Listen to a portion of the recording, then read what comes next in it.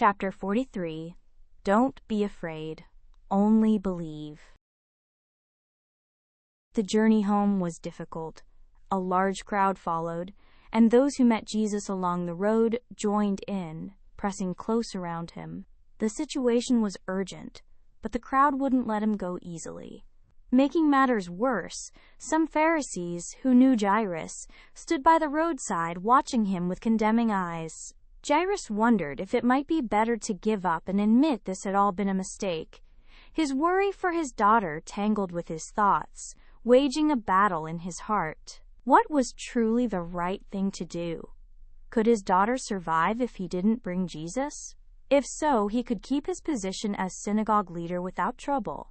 Jairus' heart grew troubled again. Just then, Jesus' voice broke through. "Who touched me? Who touched my clothes?" Jairus looked at Jesus in surprise. "Master, you see the multitudes pressing against and jostling you, and yet you say, 'Who touched me?'" The disciples' answer seemed reasonable. With so many people crowding around, surely many had brushed against him. Jairus thought so too, but Jesus kept asking, looking around intently. What did he mean? "Someone did touch me, for I perceived that power has gone out of me." Jairus' anxiety grew. His daughter was dying. How could Jesus stop now, all because of one person? Who could that one person possibly be, that Jesus would make such a fuss at a time like this?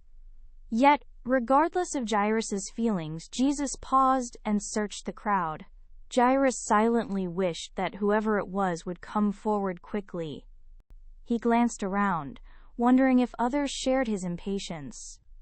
People murmured as they searched for the one who had caused the interruption. Then, a woman stepped forward timidly. She looked unfamiliar, her face filled with fear. As she glanced around, as if she had committed a grave sin, Jairus suddenly wondered, was his own face just like hers right now? Was it really so wrong to ask Jesus to heal his daughter? Why was he, like her, so afraid and self-conscious?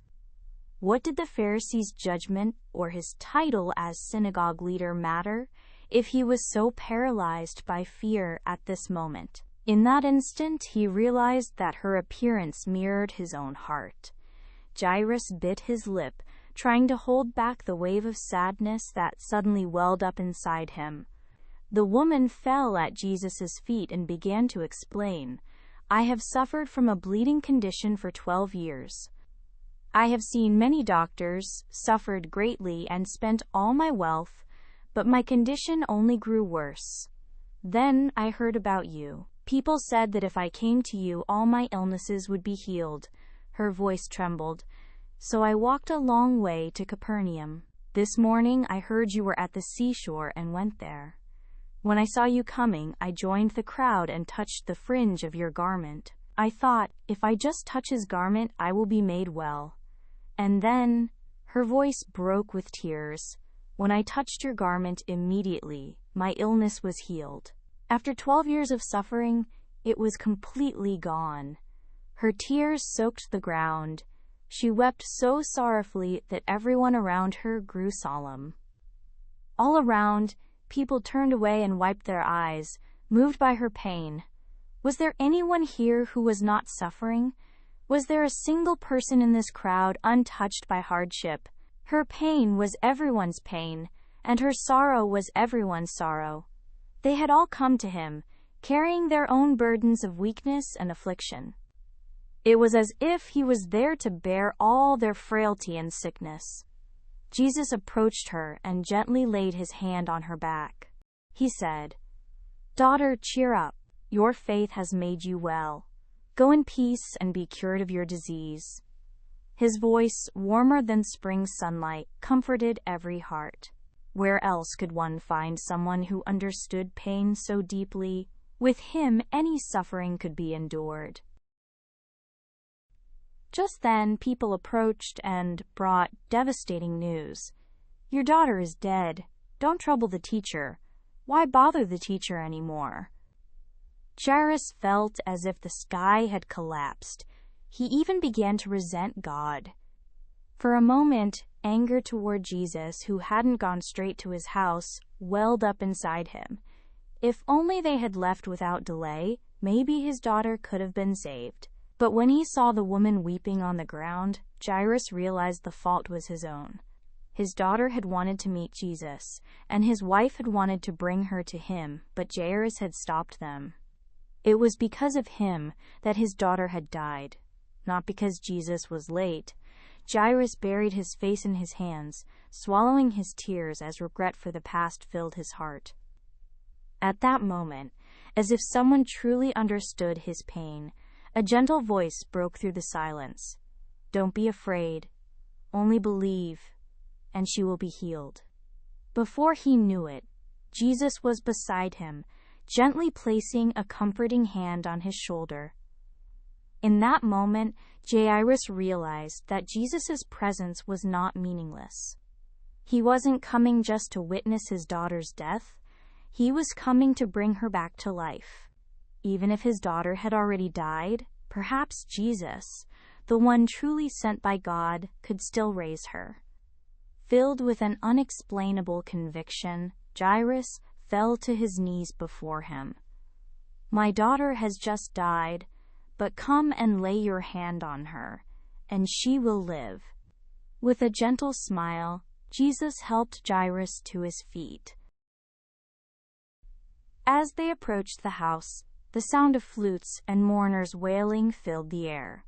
Fear swept over Jairus, but Jesus placed a reassuring hand on his shoulder, as if to say, "Don't be afraid."